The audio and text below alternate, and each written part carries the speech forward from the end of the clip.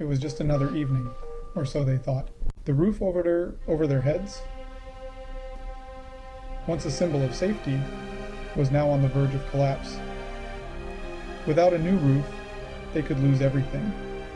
Their home, their security, their insurance. But how could they afford it? The budget was already tight.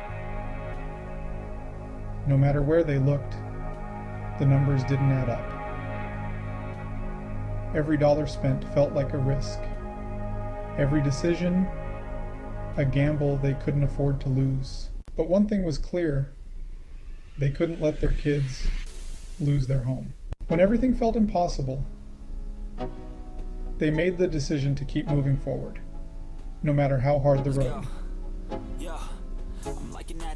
They knew they couldn't fix it all at once, but together, step by step, they found a way forward. It wasn't just about the roof.